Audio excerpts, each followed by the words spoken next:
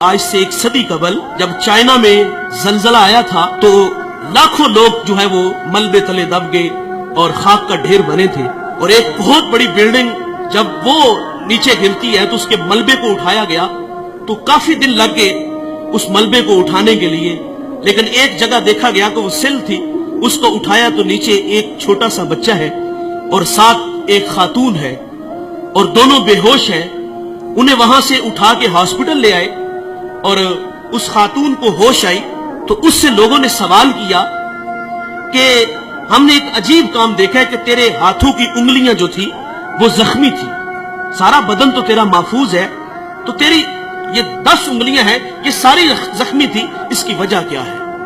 تو وہ خاتون کہتی ہے کہ یہ میرا بیٹا 2 دن تو میں اس کو اپنے چھاتی کا دودھ پلاتی رہی، اور جب دودھ خشک ہوا تو میں اپنی انگلی اس کے منہ میں ڈالتی، کبھی اپنی زبان اس کے منہ میں ڈالتی، کیونکہ زبان بھی کانٹا بن چکی تھی، لیکن یہ بیٹا خاموش نہیں ہوتا تھا، روتا تھا، اور مجھ سے اس کا رونا دیکھا نہیں گیا۔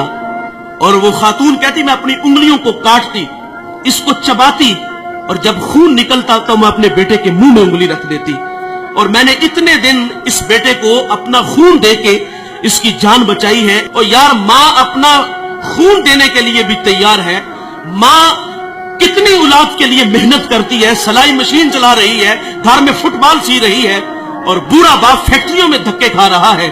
ہم اکثر رات لیٹ گھر جاتے ہیں، کسی شہر سے گزر ہوتا ہے تو فیکٹریوں سے ہم دیکھتے ہیں کہ جوان بھی نکل رہے ہیں اور رات 2 بجے بوڑھے بھی نکل رہے ہیں۔ جوانوں کو دیکھ کے تعجب نہیں ہوتا، بات سمجھ میں آتی ہے کہ ان کے خواب ہیں، کچھ سپنے ہیں، یہ بڑا گھر چاہتے ہیں، یہ بڑی گاڑی چاہتے ہیں، اس کے لیے یہ 18 گھنٹے محنت کر رہے ہیں۔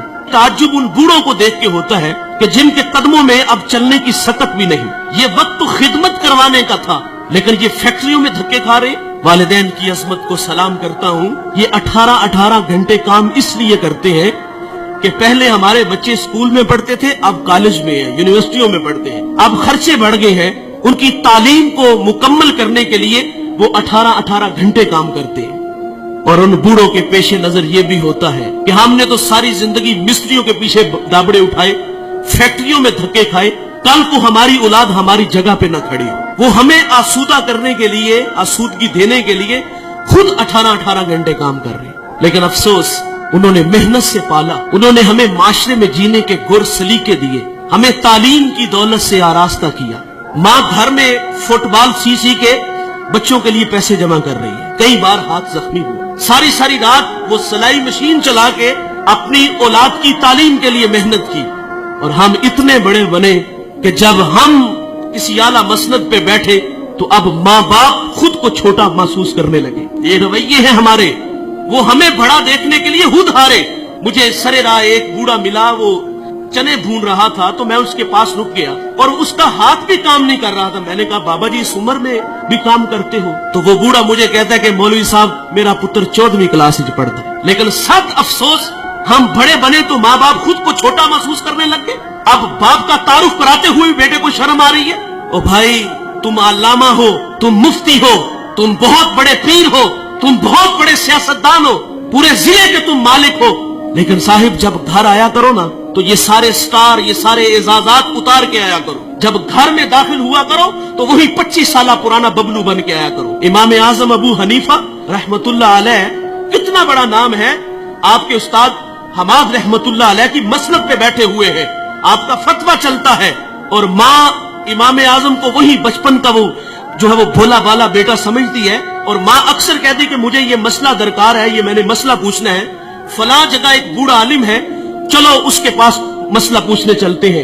بیٹا یہ نہیں کہتا ماں میں خود بہت بڑا عالم ہوں، ماں نے کہا اس عالم کے پاس جانا ہے، تو امام اعظم سواری تیار کرتے، ماں کو اس پہ بٹھاتے اور خود نکیل پکڑتے اور آگے آگے خود چلتے، اس عالم کے پاس جاتے، دستک دیتے، وہ باہر آتے تو اس کی حیا سے نگاہیں جھک جاتی اور کہا میری ماں نے آپ سے کوئی مسئلہ پوچھنا ہے تو ان کی ذرا رہنمائی فرمائیے۔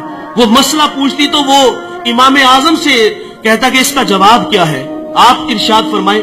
آپ آہستگی سے فرماتے اس کا یہ جواب ہے، اور آپ تھوڑی سی اونچی آواز میں میری ماں کو مسئلہ بتا دو۔ ساری زندگی ایسے ہی ہوا، اور ماں باپ کے لیے تو اولاد وہی 25 سالہ پرانی ہونی چاہیے نا. لیکن افسوس کہ ہم گھر میں بھی آتے ہیں تو پیر بن کے آتے ہیں. افسوس کہ ہم گھر میں بھی آتے ہیں تو بہت بڑے علامہ بن کے آتے ہیں. ان کی قدر کرو صاحبو. قدر نعمت زوال نعمت کے بعد ہے. اگر یہ روٹ کر کے چلے گئے تو ہم سے عرش کا رحمان ناراض ہو جائے گا. اس ویڈیو کو شیئر ضرور کریں. ہو سکتا ہے آپ کے ایک شیئر سے یہ بات کسی کے دل میں اتر جائے.